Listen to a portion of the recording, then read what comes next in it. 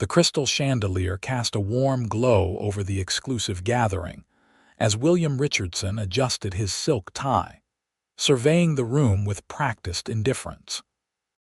He had attended countless wine tastings across the globe, but something about tonight felt different, a premonition that this ordinary social obligation would alter the course of his life. "Will, you made it." Vincent clapped his shoulder enthusiastically. "Thought you might bail for another high-stakes meeting."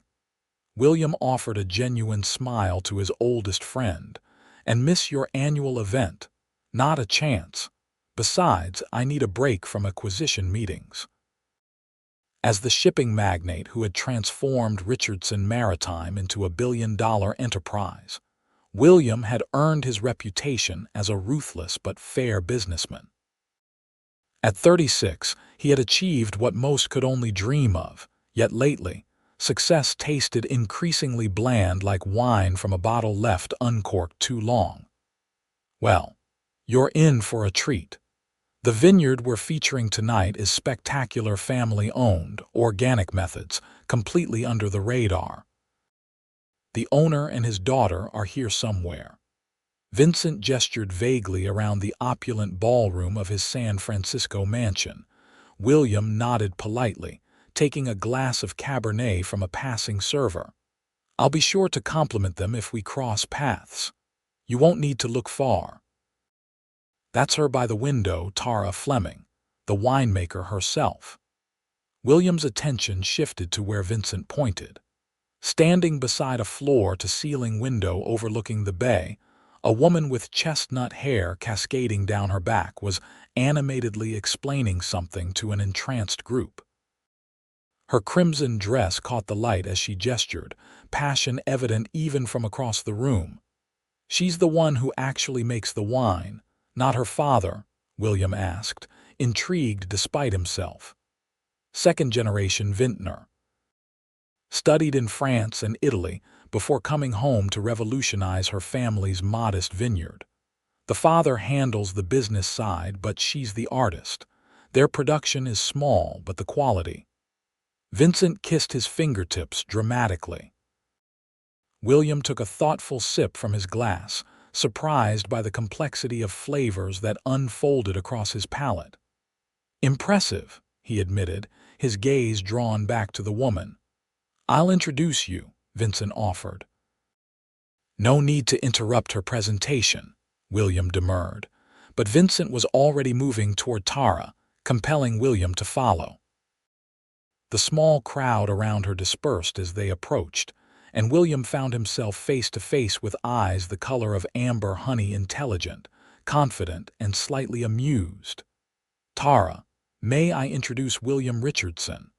Will, this is Tara Fleming of Sunridge Vineyards." She extended her hand, grip firm and warm. "Mr. Richardson, I understand you own the ships that could potentially transport our wines internationally someday." William raised an eyebrow. "You've researched me." "I make it my business to know everyone in Vincent's circle," she replied with an unapologetic smile, "particularly those who might be useful connections." Her directness caught him off guard. Most people he met either fawned over his wealth or pretended it didn't matter. Few acknowledged it so pragmatically. "Useful connections," he repeated, inexplicably charmed by her candor. "Is that how you view everyone you meet, Miss Fleming?" "In terms of utility, not at all," she corrected him. "But I'd be a poor businesswoman if I didn't recognize opportunities when they present themselves. Would you care to taste our reserve selection? It might change your perspective." Vincent chuckled. "She's relentless, Will. You'll never win an argument." "I wasn't arguing," William responded, his eyes never leaving Tara's. "I was negotiating terms of engagement." Something flickered in her expression, surprise perhaps, or recognition of a worthy opponent. "In that case, Mr. Richardson, follow me. The reserve tasting is in the garden room." As William fell into step beside her, he realized he was genuinely curious not just about the wine, but about the woman who made it. Somewhere between Vincent's introduction and her bold invitation, Tara Fleming had accomplished something rare. She had captured William Richardson's full attention. The garden room was a glass-enclosed terrace filled with exotic plants and intimate seating arrangements. A small table was set up with several unlabeled bottles and crystal glasses catching the light from overhead lanterns. "This is quite the setup for a simple wine tasting," William observed as she gestured for him to take a seat. "There's nothing simple about our wines," Tara replied, selecting a bottle. "Sunridge may be small, but we're ambitious." She poured a pale golden liquid into a glass and handed it to him. "This is our limited reserve Chardonnay. Only 200 bottles produced this year." William accepted the glass, noticing how the light caught the delicate lines of her wrists as she poured. He took a careful sip, allowing the wine to linger on his palate before swallowing. "Interesting," he said finally. "Not over-oaked like most California Chardonnays." Tara nodded appreciatively. "You have a good palate. We use minimal oak aging, just enough to add complexity without masking the fruit." "And where are your vineyards located?" he asked, genuinely interested. "Sonoma County, on a south-facing slope overlooking the valley. It's been in my family for 3 generations, though we only started producing under our own label 15 years ago." William took another sip. "So your father started the commercial winery?" "He did," she confirmed, selecting another bottle. "Dad was a chemistry professor who inherited the land from his father. What started as a hobby turned into an obsession, then a business." She poured a deep ruby liquid into a fresh glass. "This is our flagship Pinot Noir." Their fingers brushed as he took the glass, and William was surprised by the slight jolt of awareness that passed between them. "And you always planned to follow in his footsteps?" he asked, trying to focus on the conversation rather than the inexplicable pull he felt toward her. Tara laughed, the sound warm and genuine. "Not remotely. I was pre-med at Stanford, determined to become a neurosurgeon. Then during a summer in France, I worked a harvest at a small vineyard in Burgundy. And fell in love with winemaking," he guessed. "With the science of it initially," she corrected him. "The precision, the chemistry, the microbiology, it fascinated me. The artistry came later." William studied her as she spoke, noting the passion that animated her features. Unlike the calculated enthusiasm he often encountered in business settings, hers seemed authentic, refreshing in its intensity. "Most people would have stayed the course with medicine," he noted. "More prestige, more security." "Most people don't understand passion," she countered, meeting his gaze directly. "When you find something that consumes you completely, security becomes secondary. Surely you understand that, Mr. Richardson. You didn't build your shipping empire by playing it safe." William felt a flicker of surprise. She'd done her homework beyond the superficial. "You're well informed. I read your profile in Business Monthly last year. The one where you discussed taking over your father's failing shipping company at 24 and expanding into international markets when everyone advised against it." William rarely found himself at a conversational disadvantage, but Tara Fleming had managed it twice in their brief acquaintance. "My father's death left me little choice," he said quietly. "The company was 3 months from bankruptcy. 200 families depended on those jobs. And now it's one of the largest private shipping companies in the world," she concluded. "That wasn't necessity, that was vision." Before William could respond, the garden room door opened, and an older man with Tara's eyes and smile approached. "There you are. Vincent said you were giving a private tasting." The man extended his hand to William. "Thomas Fleming, I see you've met my daughter." "William Richardson," he replied, shaking the offered hand. "Your daughter was educating me on your impressive wines. Best decision I ever made was letting her take over the winemaking," Thomas said proudly, though I still handle the boring business aspects. Tara rolled her eyes affectionately. Dad likes to pretend he's just the money man, but he taught me everything I know about fermentation chemistry. The easy rapport between father and daughter struck William. His own relationship with his father had been complicated, built on respect rather than warmth. Thomas Fleming clearly adored his daughter, and she returned the sentiment without reservation. Mr. Richardson owns Richardson Maritime, Tara explained to her father. They specialize in temperature-controlled shipping for luxury goods. Is that so? Thomas's interest visibly piqued. We've been looking into export options for our reserve wines. Perhaps we could discuss the logistics sometime. William found himself nodding. I'd be happy to put you in touch with our specialty division. Even better, Tara interjected. Perhaps Mr. Richardson could visit the vineyard himself, see our operation firsthand before making any recommendations. William looked at her in surprise. Her invitation seemed professional on the surface, but something in her expression suggested more a challenge perhaps, or simple curiosity. That could be arranged, he replied carefully. My schedule is rather tight, but I could make time next month. We're harvesting next week, she countered. If you're genuinely interested in understanding our operation, that's the time to visit. Unless corporate boardrooms are more your natural habitat than vineyards.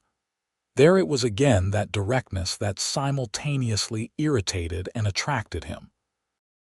I've walked through my share of cargo holds and shipping docks, Miss Fleming. I'm not afraid to get my hands dirty. Wonderful, she smiled, revealing the subtle dimple in her left cheek. This Friday, then? We start at dawn. Thomas looked between them with barely disguised amusement. Tara doesn't usually invite outsiders to witness harvest. You've made quite an impression, Mr. Richardson. Will, he corrected automatically, still holding Tara's challenging gaze. And I'll be there. Text me the details. They exchanged phones to input contact information, and William was acutely aware of her slender fingers moving across his screen. When she returned his phone, her contact was saved simply as Tara F. Sunridge. I should rejoin the main event, Thomas said. Will, pleasure meeting you. I look forward to hearing your thoughts after the vineyard tour. As Thomas departed, William turned back to Tara. Dawn is an unnecessarily dramatic start time, don't you think? We harvest early to preserve acidity in the grapes, she explained without apology. But if it's too inconvenient for your schedule, I'll be there, he repeated, more firmly this time. Though I'm curious, do you regularly invite potential business partners to participate in manual labor, or am I receiving special treatment? Tara's smile was enigmatic. Let's just say I prefer to understand who I'm dealing with. Corporate profiles and balance sheets only tell part of the story. And what story are you hoping to uncover about me, Miss Fleming? He asked, suddenly very aware of their isolation in the garden room. Whether you're the type of man who sees value in small operations like ours, or just another corporate entity looking to maximize profits regardless of quality. She met his gaze unflinchingly. Whether you understand that wine isn't a commodity, it's an expression of place and time and care.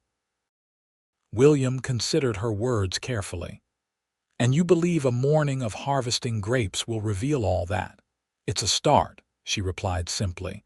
A server appeared at the doorway.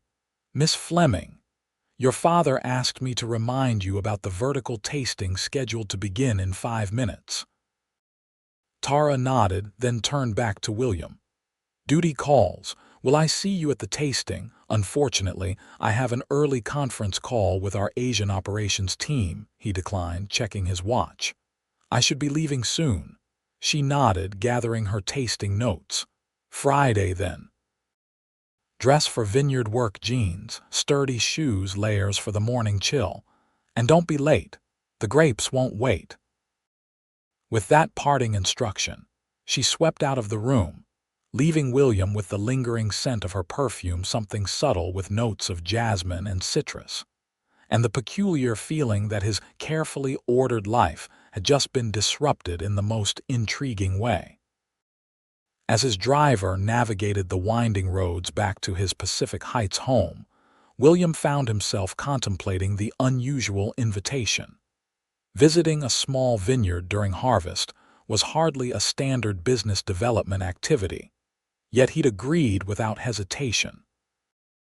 The rational part of his mind argued it was simple curiosity about a potential specialty shipping client, but he knew there was more to it.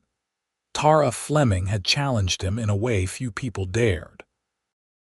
She'd seen past his wealth and status to question something more fundamental: whether he still understood the value of craftsmanship and passion in a world increasingly driven by efficiency and scale. It had been years since anyone had made William Richardson feel he had something to prove. As he gazed at the city lights reflecting off the bay, he realized he was looking forward to Friday with unexpected anticipation. The pre-dawn darkness cloaked Sonoma Valley as William's Range Rover navigated the winding rural roads. His GPS announced the final turn onto a narrow lane marked by an understated wooden sign. Sunridge Vineyards ESD, 1987. He'd risen at an ungodly hour to make the drive from San Francisco, refusing his driver's services despite the early start. Something about this visit felt personal, outside the boundaries of business, and he preferred to arrive on his own terms.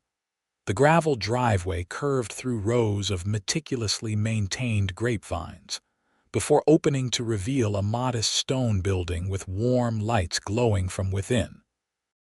Several trucks and a tractor were already parked in the yard, confirming that vineyard work indeed started with the first hint of dawn. William parked beside a well-used pickup truck and checked his reflection in the rearview mirror. He'd followed Tara's instructions, wearing dark jeans, hiking boots, and a lightweight cashmere sweater over a button-down shirt. He looked decidedly less formal than his usual tailored suits, but still unmistakably himself. As he approached the building, the door swung open, and Tara emerged carrying 2 steaming mugs. Her hair was pulled back in a simple ponytail, and she wore jeans, work boots, and a flannel shirt rolled up at the sleeves. Without makeup, her features appeared younger, more vulnerable, yet somehow more striking in the gentle pre-dawn light. "You're punctual," she observed, handing him one of the mugs. "Coffee, you'll need it." William accepted the offering, noting the surprised approval in her tone. "I respect other people's time, especially at 5:30 in the morning." The coffee was strong and black, exactly as he preferred it. He took a grateful sip, letting the warmth chase away the morning chill. "The harvest crew will be arriving in about 15 minutes, she explained, leading him around the building. "I thought I'd give you a quick tour of the winery first." The stone structure housed a surprisingly modern facility. Stainless steel fermentation tanks gleamed under industrial lighting, while oak barrels lined the walls of a temperature-controlled room. A laboratory space contained equipment that looked more suited to a medical facility than a winery. "More high-tech than I expected," William commented, genuinely impressed.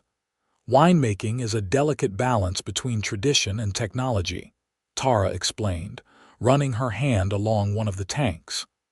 "We respect traditional methods but embrace scientific precision.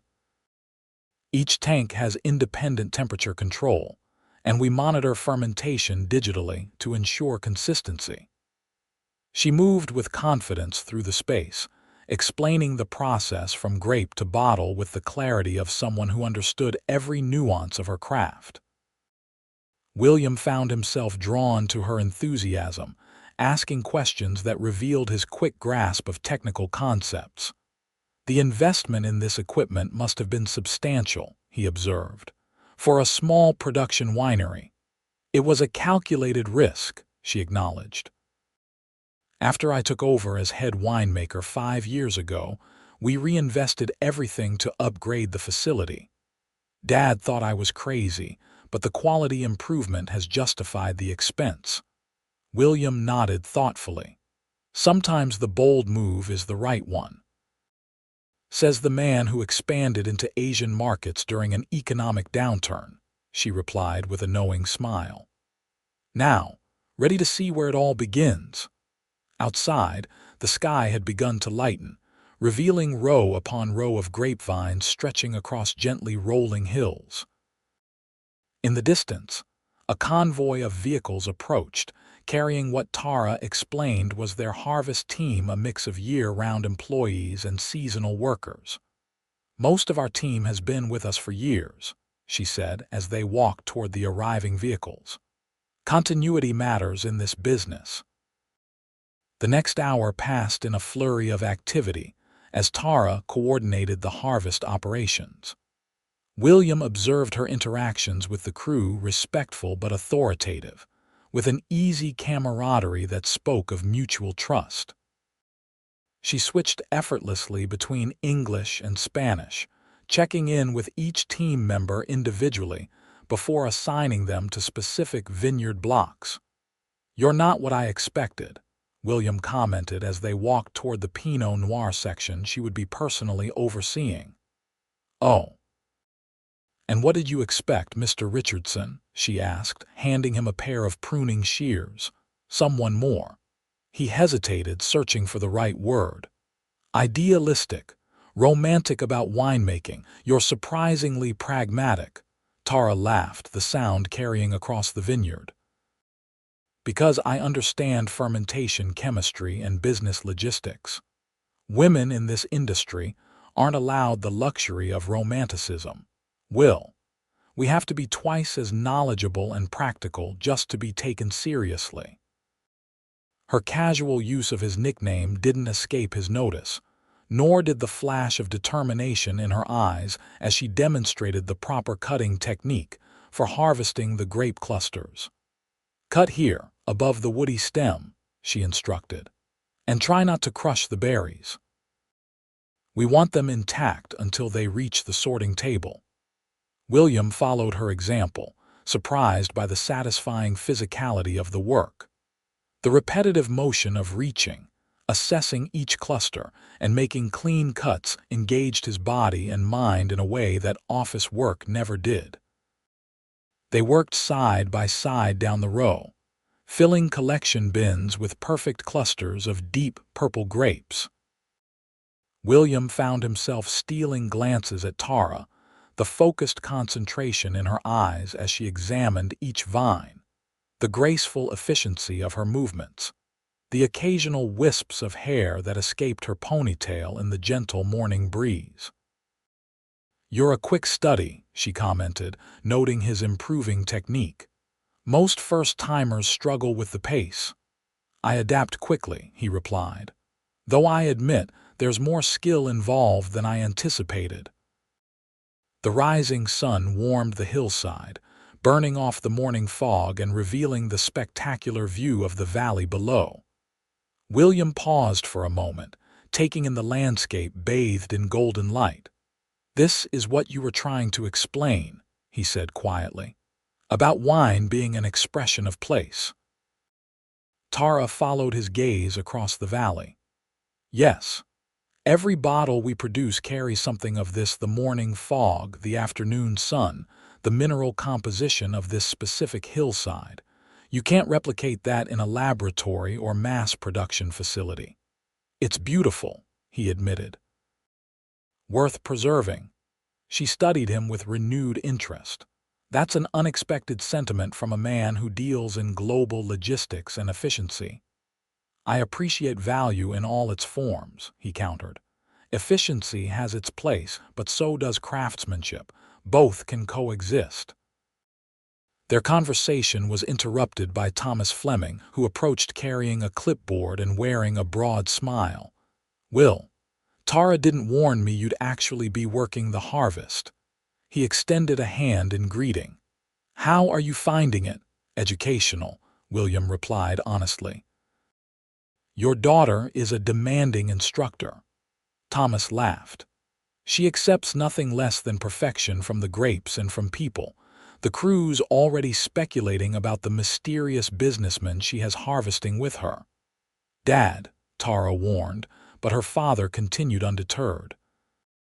"I told them you might be our ticket to international distribution." That quieted the gossip mostly. William raised an eyebrow at Tara, who looked uncharacteristically flustered.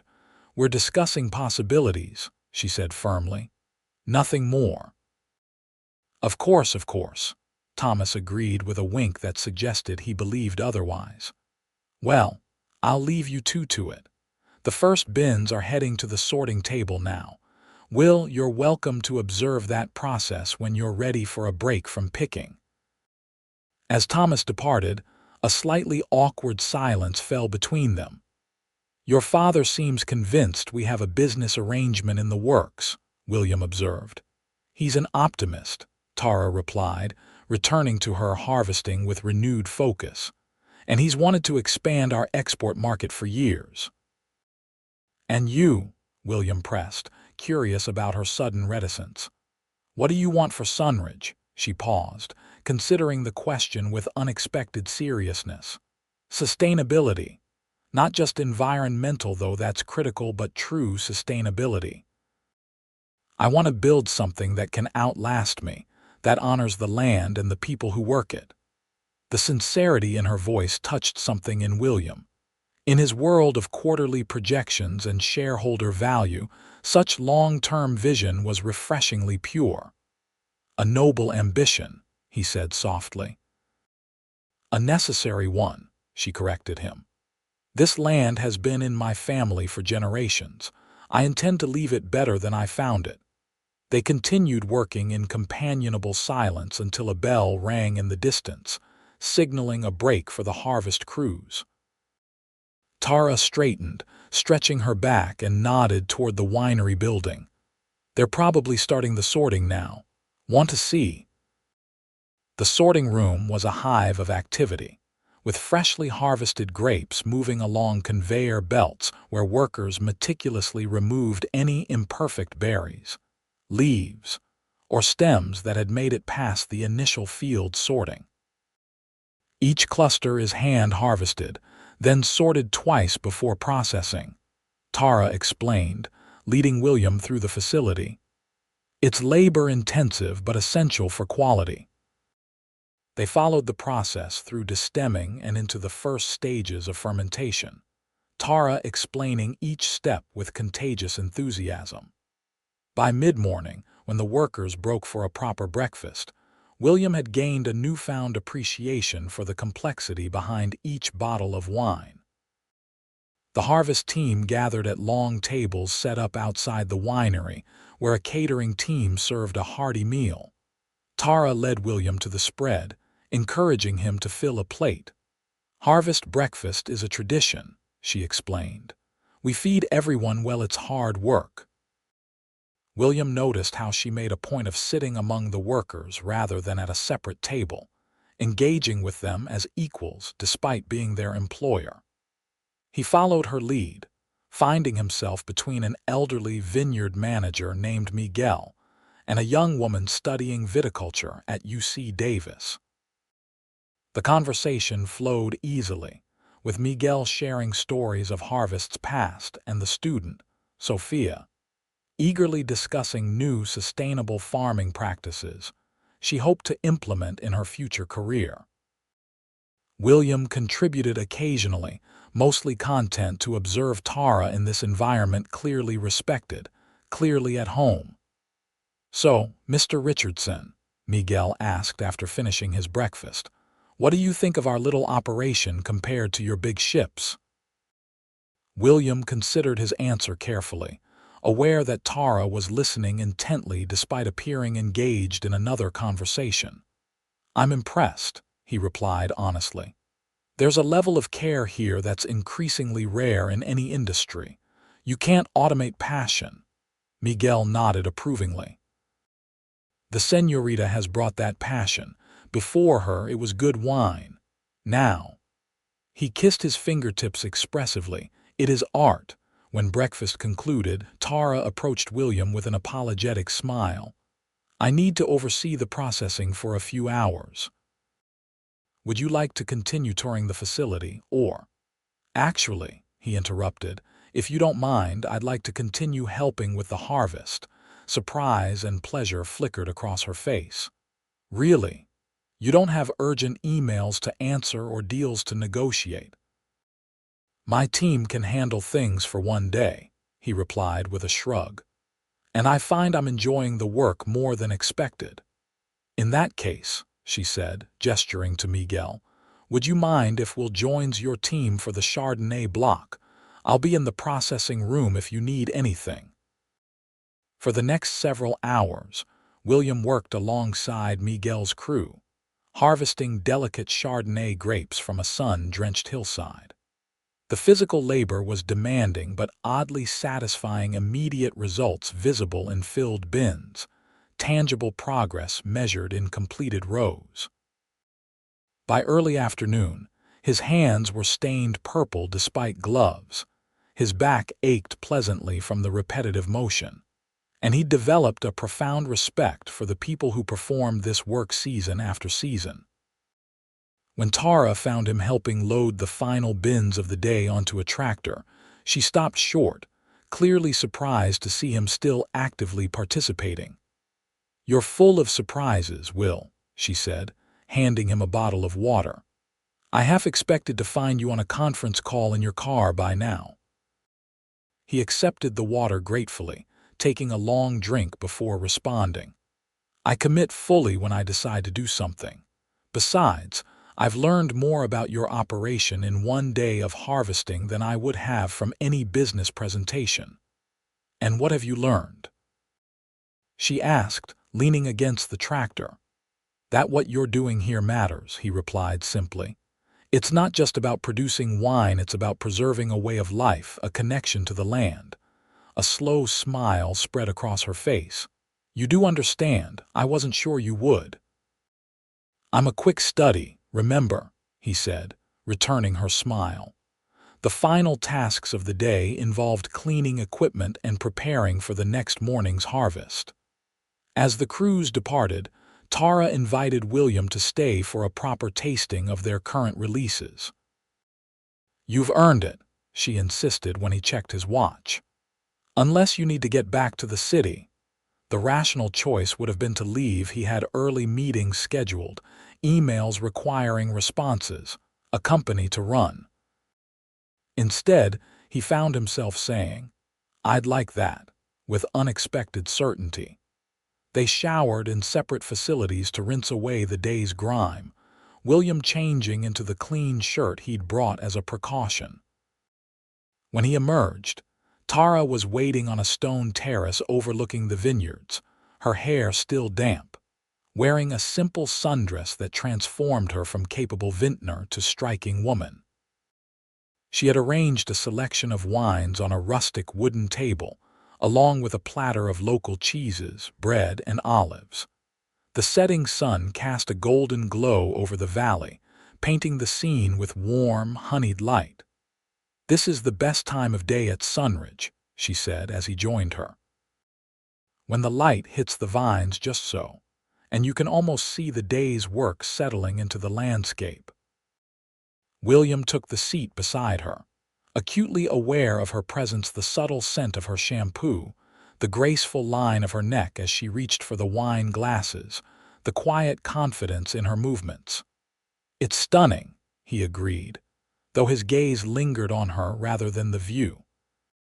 She began with their estate Chardonnay, explaining how the wine they'd harvested that morning would, in time, develop similar characteristics.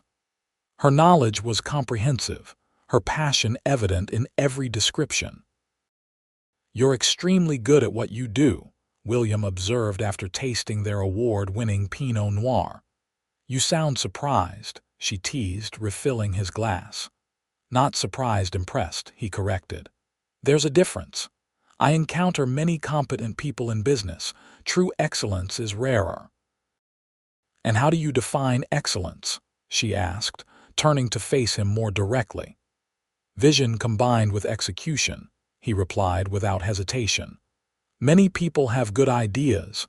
Few have the discipline and courage to realize them properly. Like transforming a failing shipping company into a global enterprise, William inclined his head slightly. That was partly circumstance, partly determination. Don't diminish your accomplishments, she admonished gently. What you've built is remarkable. As is this, he countered, gesturing to encompass the vineyard, the winery, and the wines before them. Different scales, perhaps, but equally valid achievements. A comfortable silence fell between them as they sipped their wine, watching the sunset paint the sky in deepening shades of orange and purple.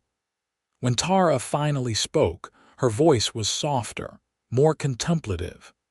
May I ask you something personal? William nodded, curious. What drives you?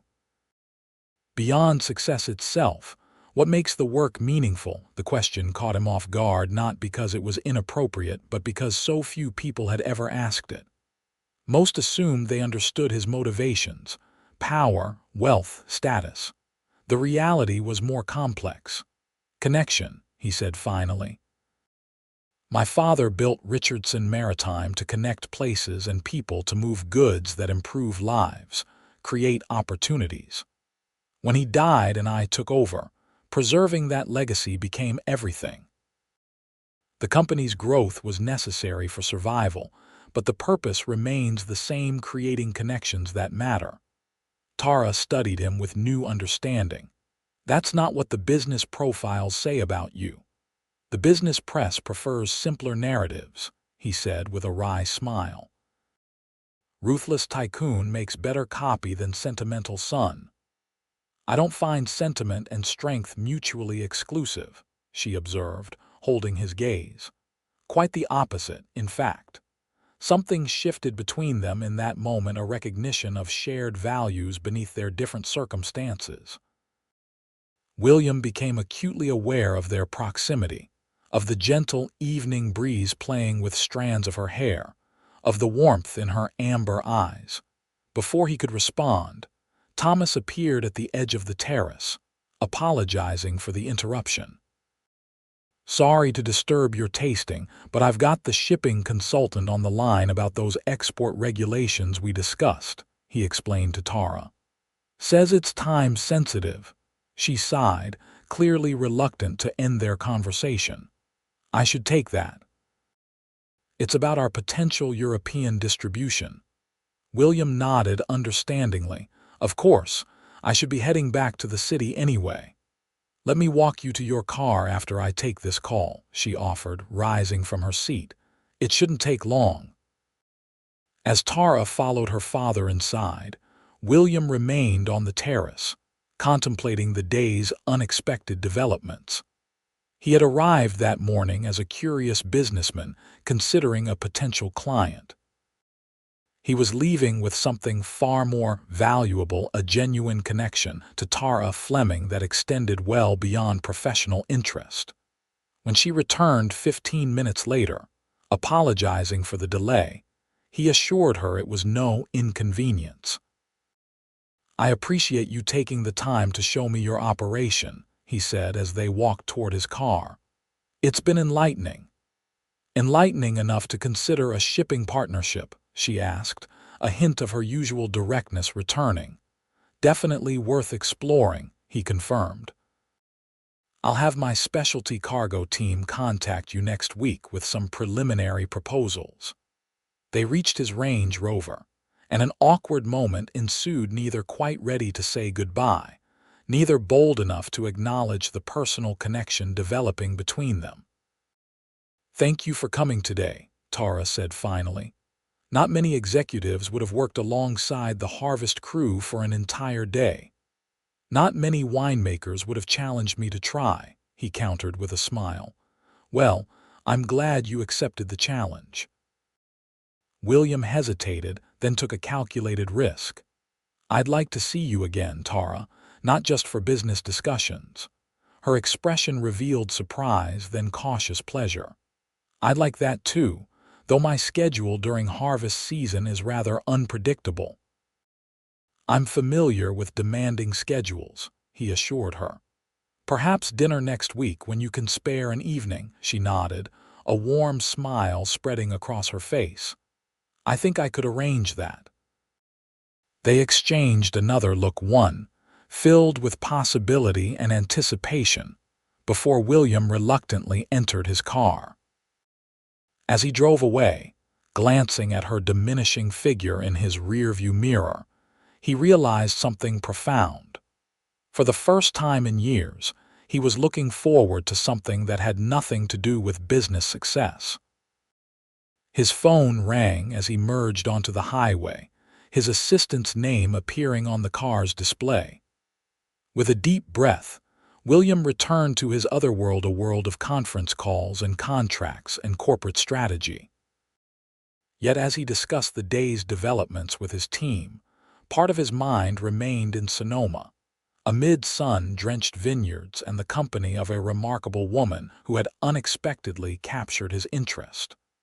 The following week passed in a blur of meetings and decisions for William.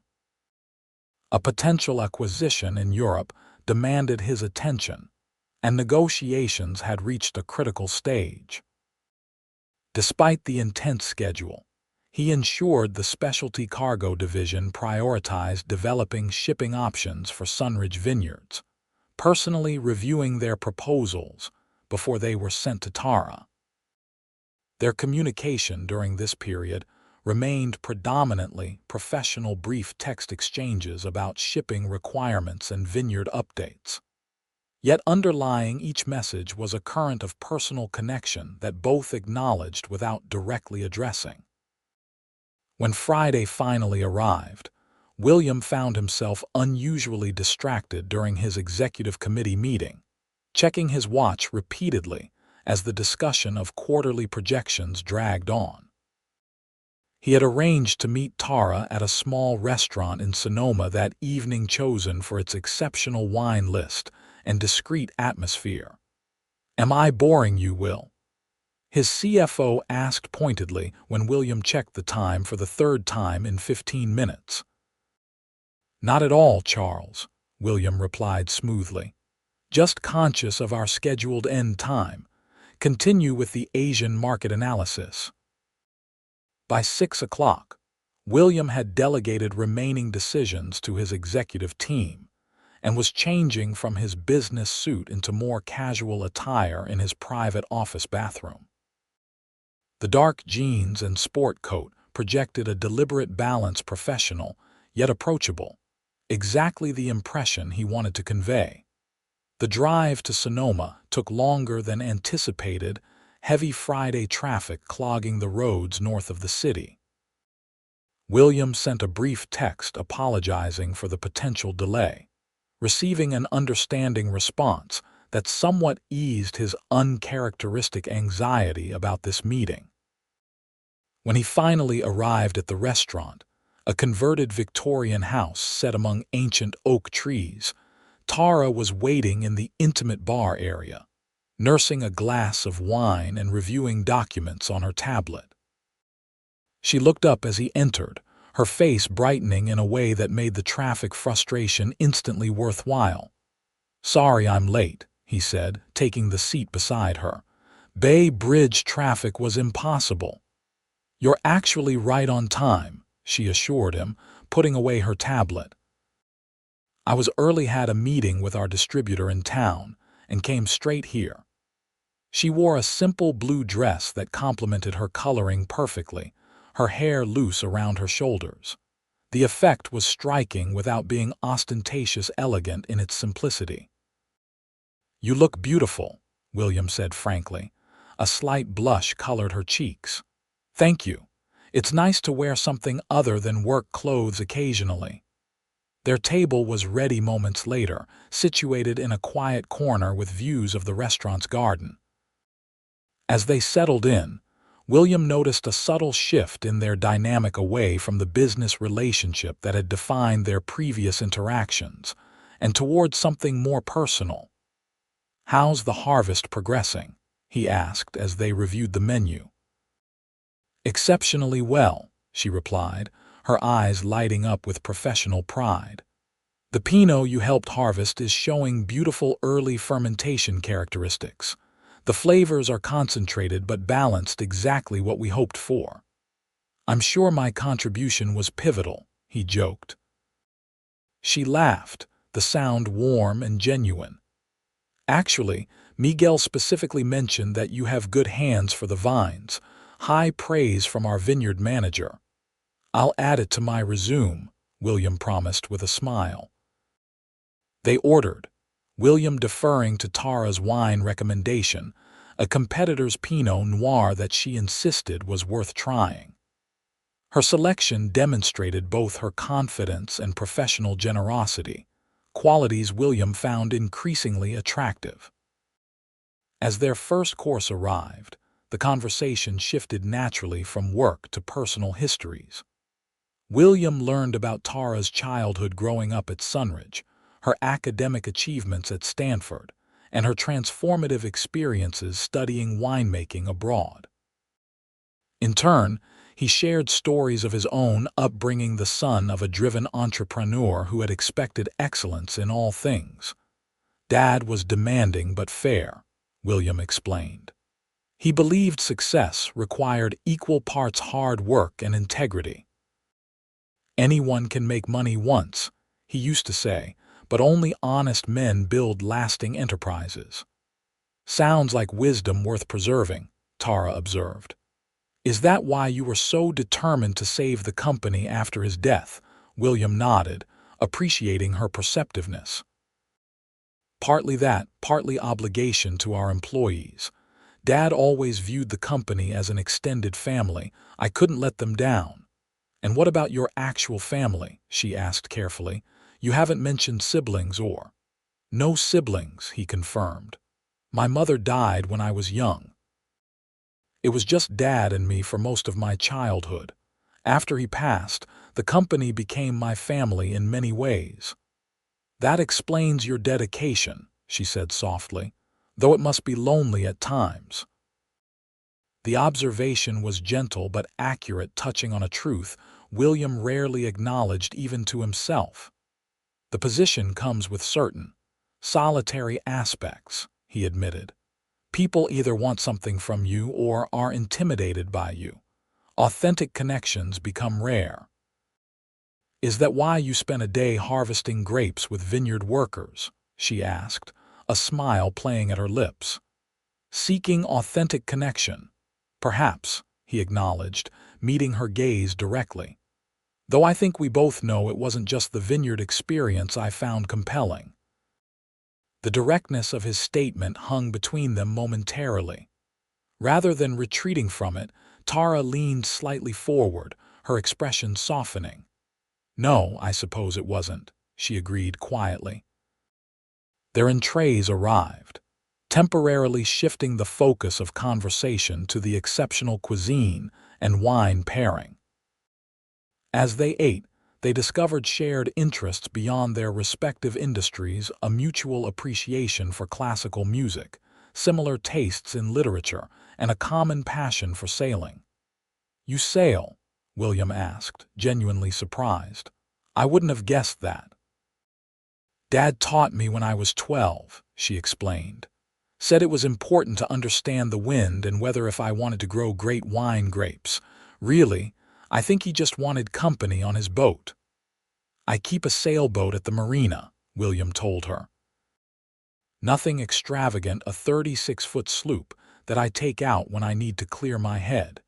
There's something about being on the water that puts business challenges in perspective." "I'd love to see it sometime," Tara said, then immediately looked slightly embarrassed by the forwardness of her comment. "I'd like that," William replied without hesitation. "Perhaps next weekend if the harvest schedule allows." The conversation continued to flow effortlessly through dessert and coffee, touching on subjects both profound and lighthearted. William couldn't remember the last time he'd enjoyed someone's company so thoroughly without agenda or pretense, just genuine engagement. As the evening drew to a close, neither seemed eager to end it. When William finally requested the check, the restaurant was nearly empty, the staff discreetly preparing for closing. "I've kept you talking for hours," he realized, checking his watch with surprise. "I apologize for monopolizing your evening." "I've enjoyed every minute," Tara assured him. "It's been refreshing." They stepped outside into the cool night air, the stars unusually visible away from the city lights. William walked Tara to her car, conscious of the traditional awkwardness of first date endings, yet this hardly felt like a conventional first date. "Thank you for dinner," she said as they reached her vehicle. "And for the conversation. It's rare to meet someone who understands both the business and personal challenges of what I do." "The feeling is mutual," William replied. "Most of my dinner companions want to discuss stock valuations or expansion strategies. You asked about what makes the work meaningful. That's uncommon." They stood close in the quiet parking lot, the moment charged with unspoken possibility. William, typically decisive in all matters, found himself uncharacteristically hesitant, not wanting to misread the situation or rush what felt like the beginning of something significant. Tara solved his dilemma by rising slightly on her toes and placing a soft kiss on his cheek. "Good night, Will. Drive safely back to the city." The gentle gesture, neither overtly romantic nor merely friendly, perfectly captured the evolving nature of their connection, something developing gradually, thoughtfully, with mutual respect. "Good night, Tara," he replied, opening her car door. "I'll call you tomorrow about the sailing trip." As he watched her drive away, William experienced a sensation he hadn't felt in years, a simple, uncomplicated happiness that had nothing to do with business achievement or material success. Whatever was developing between them felt authentic and valuable in a way that transcended his usual metrics for assessing worth. On the drive back to San Francisco, William found himself smiling at the memory of their conversation, already looking forward to their next meeting. For a man accustomed to focusing exclusively on future goals and objectives, this present moment contentment was both unfamiliar and deeply welcome. The next 2 weeks established a pattern that gradually integrated their separate lives. When harvest demands kept Tara at the vineyard, William adjusted his schedule to drive to Sonoma for dinner. On days when crucial business negotiations required his presence in the city, Tara occasionally made the journey to San Francisco, meeting him for late dinners after his meetings concluded. Their promised sailing expedition materialized on a perfect autumn Sunday, clear skies, gentle winds, and the bay glistening beneath the golden California sun. William discovered that Tara was indeed an accomplished sailor, handling his boat with confident precision that allowed them to work together seamlessly. "You're full of surprises," he commented as she expertly adjusted the mainsail while he navigated through the bay's busy weekend traffic. "I could say the same about you," she countered with a smile. "Most men would have tried to show off rather than let me actually sail. I've found life is more enjoyable when you recognize and appreciate competence, regardless of where it comes from," he replied. "Besides, you clearly know what you're doing." They anchored in a sheltered cove for a lunch. William had arranged a gourmet picnic from his favorite restaurant, accompanied by a bottle of Sunridge Chardonnay. As they ate, the conversation turned to the shipping proposals his team had developed for her family's vineyard. "The temperature-controlled container option makes the most sense for us," Tara said, reviewing the documentation he'd provided. "Though the costs are significant for a production of our size. We could consider a consolidated shipping arrangement," William suggested. Combining your exports with other small premium wineries to share container costs while maintaining separate handling. Her eyes brightened at the proposal. That could work beautifully not just for us, but for several other family wineries in our region facing similar challenges. I'll have the team develop a detailed proposal, William promised, making a note on his phone. It could become a model for specialty agricultural exports. Always thinking about the bigger picture, she observed with a smile. Occupational hazard, he admitted. Though lately, I find myself focusing more on the immediate view. His gaze met hers meaningfully, and the business discussion gave way to more personal matters. They talked about their hopes for the future, Tara's vision for expanding Sunridge's sustainable farming practices, William's interest in eventually transitioning from day-to-day operations to more strategic leadership of his company. As afternoon shifted toward evening, they reluctantly returned to the marina. William secured the boat while Tara gathered their belongings, moving together with the easy coordination they'd developed throughout the day. I can't remember the last time I enjoyed a day on the water so much, William commented as they walked from the dock toward his car. Usually, I'm checking emails or taking calls even when I'm supposedly relaxing. And today, she asked, glancing up at him. Today I was entirely present, he replied honestly. It's been restorative. At her car they lingered, neither eager to end the day. The developing pattern of their goodbyes had evolved from the polite cheek kiss of their first dinner to increasingly meaningful embraces. Today, William finally gave in to the impulse he'd been restraining for weeks. Tara, he said softly, stepping closer, I'd very much like to kiss you properly if you're amenable. A smile played at her lips. Amenable, is that how you typically phrase such requests? I'm attempting to be respectful, he explained, slightly chagrined by his formal phrasing.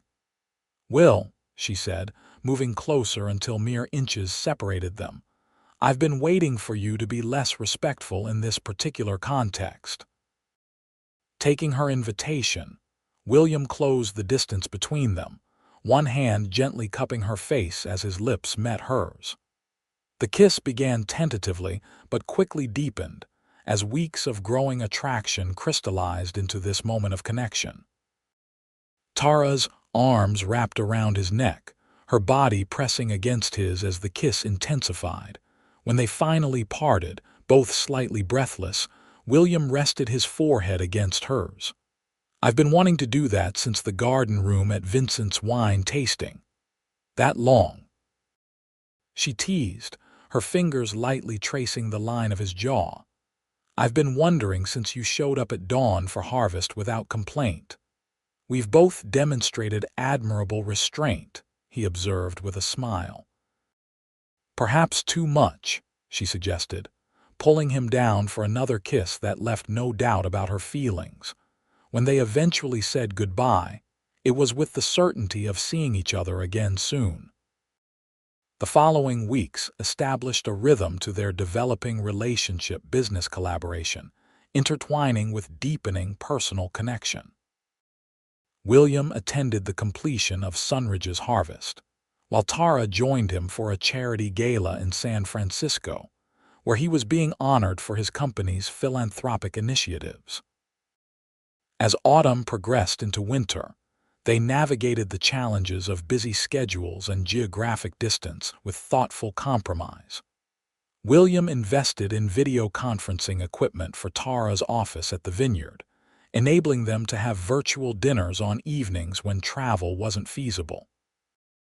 For her part, Tara occasionally brought work to his San Francisco penthouse, analyzing wine samples in his kitchen while he finalized business deals in his home office. Their professional lives benefited from this cross-pollination of ideas. The consolidated shipping model, William had proposed for Sunridge evolved into a specialized division of Richardson Maritime focused on premium agricultural exports. Tara's scientific approach to quality control influenced William's implementation of new standards across his shipping fleet. Yet it was the personal dimension of their relationship that flourished most significantly. For the first time in his adult life, William found himself prioritizing something above work, rescheduling meetings to attend wine competitions where Tara's vintages were being judged, blocking entire weekends for trips to the vineyard during crucial fermentation periods. 3 months into their relationship, as they sat beside the fireplace in his penthouse overlooking a rain-soaked San Francisco, William realized how profoundly Tara had changed his perspective. "You've ruined me, you know," he commented, stroking her hair as she leaned against him. "Have I?" she asked, looking up with amusement. "That sounds ominous."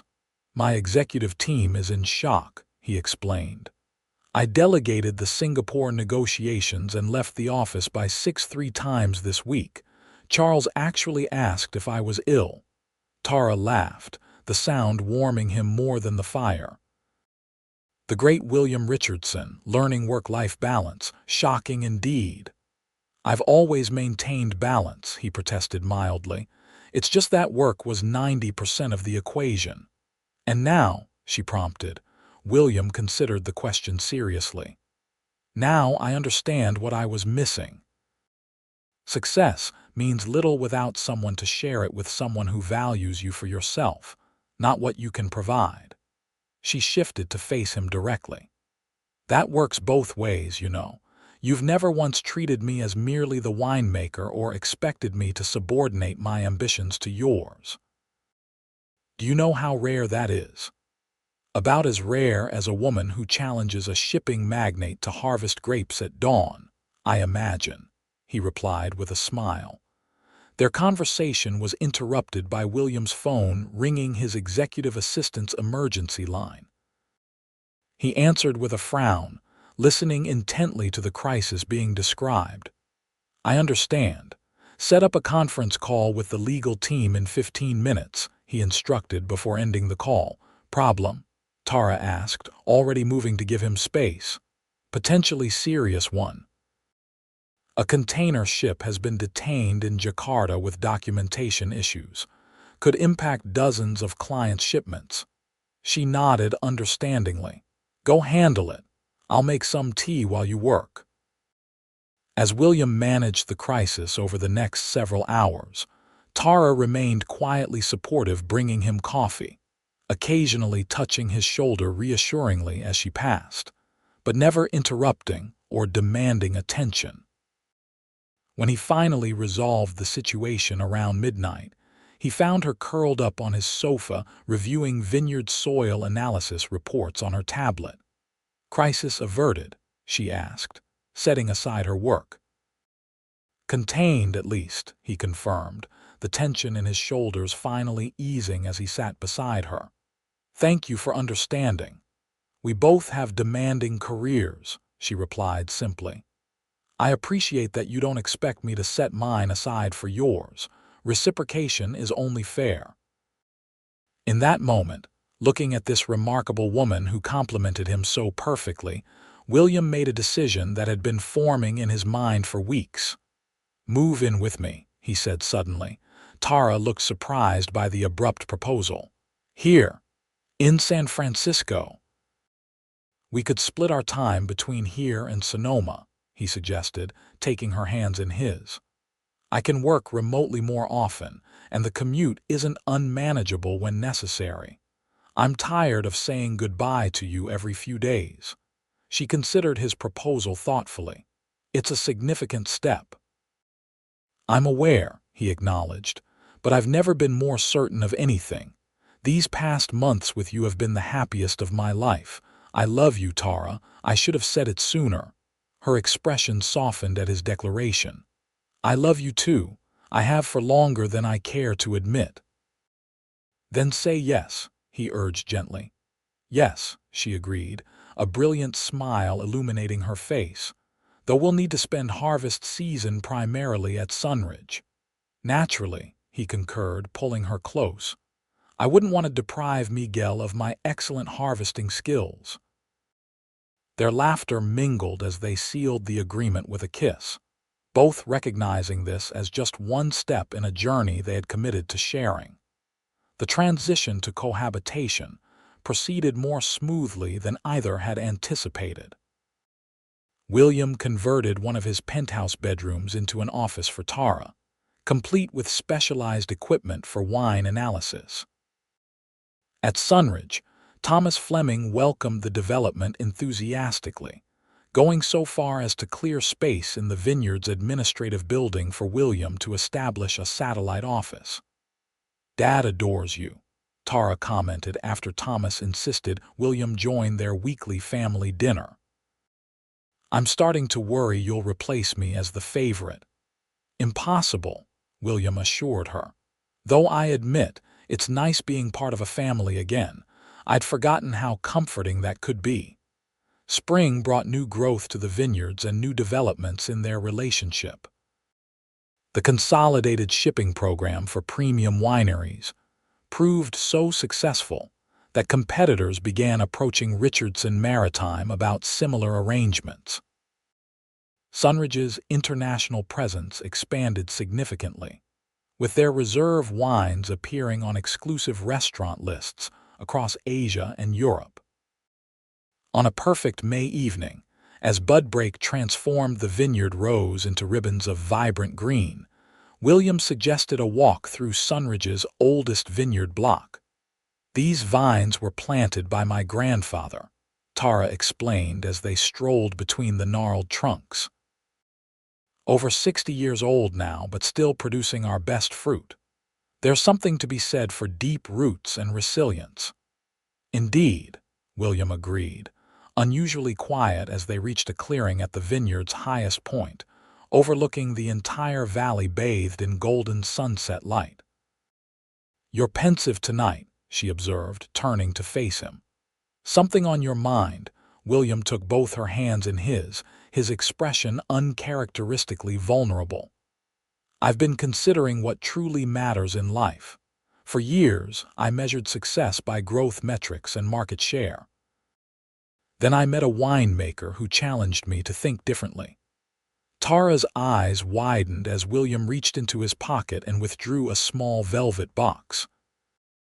"You showed me that real value isn't found in quarterly reports or shipping contracts," he continued, his voice steady despite the emotion behind his words. "It's in connections that endure like these ancient vines with their deep roots."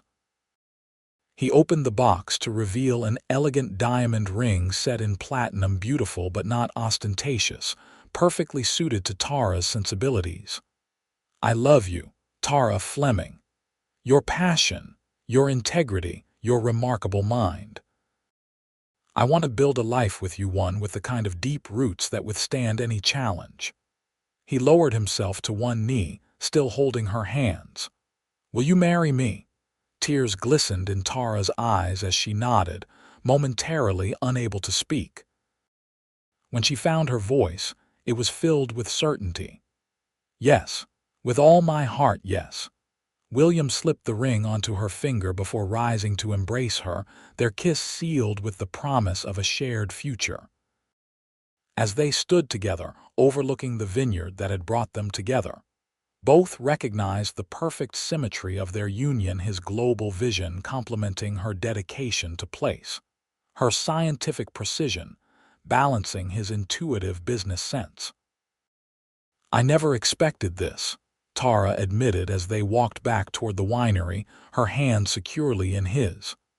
"When Vincent introduced us at that wine tasting, I saw you as a potential business connection, nothing more.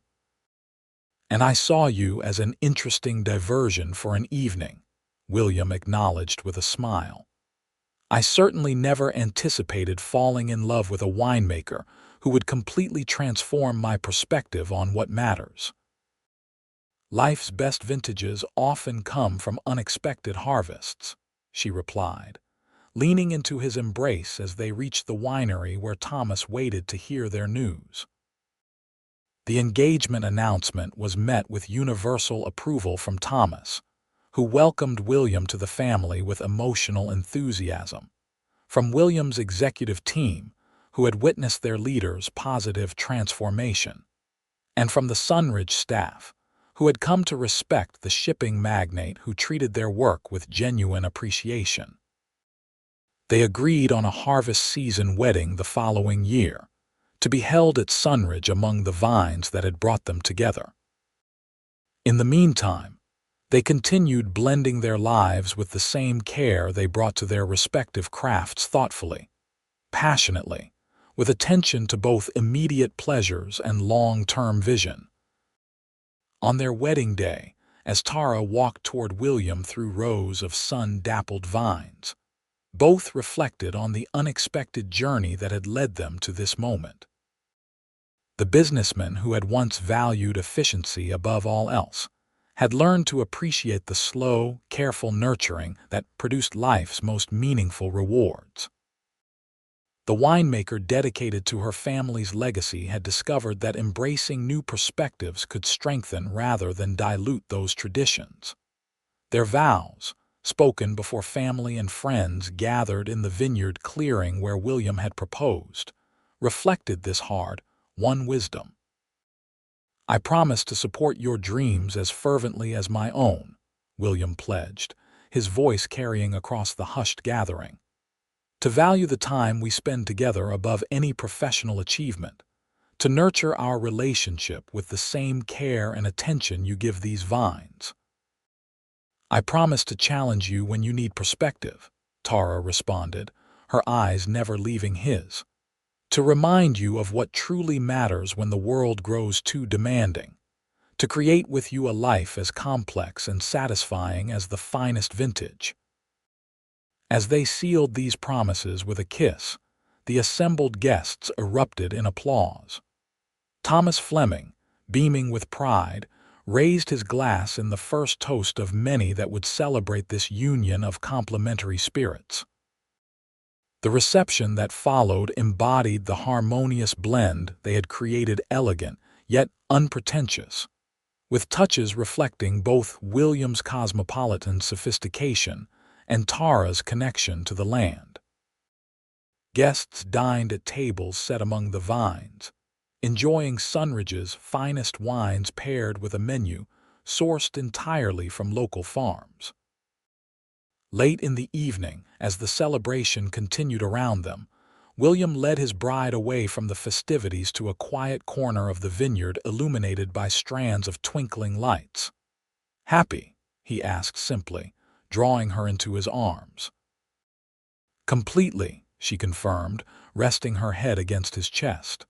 "Though I'm still adjusting to being Tara Richardson, it sounds so formal." "You'll always be the fearless winemaker who challenged me to harvest grapes at dawn," he assured her. "The title is just a technicality." "Speaking of technicalities," she said, looking up at him with a mysterious smile, "there's something I've been waiting to tell you." William raised an eyebrow questioningly. "We'll be expanding the family sooner than we planned," she revealed, placing his hand gently against her still flat stomach. "About 7 months from now, actually." For perhaps the first time in his adult life, William Richardson found himself speechless, overwhelming joy rendering him momentarily incapable of articulation. When he finally found words, they were simple but profound. "This is the greatest gift imaginable," he whispered, cradling her face in his hands. "Thank you for sharing your life with me, for creating this future together." "A perfect blend," she agreed, her eyes reflecting the same wonder and gratitude that filled his heart. As they rejoined their wedding celebration, both carried the precious secret of new life, a symbol of their union, and a promise of continued growth. The shipping magnate and the winemaker had found in each other not just love, but a profound partnership that enriched both their personal happiness and professional pursuits. In the years that followed, William and Tara Richardson continued to build their shared legacy. Richardson Maritime's agricultural shipping division became an industry leader in sustainable logistics, while Sunridge Vineyards earned international acclaim for both exceptional wines and pioneering environmental practices. Their son, Thomas William, grew up between San Francisco and the vineyard, equally comfortable in both worlds like his parents, a harmonious blend of different but complementary elements. William never regretted accepting Vincent's invitation to that wine tasting, nor the impulsive decision to participate in a dawn harvest that had seemed so foreign to his usual routine. In Tara, he had found not just a loving partner, but a perspective that made his considerable success truly meaningful. Together, they had created something neither could have achieved alone, a life as richly complex and deeply satisfying as the finest wine, built on passion, respect, and the courage to venture beyond familiar territory into the possibility of something extraordinary.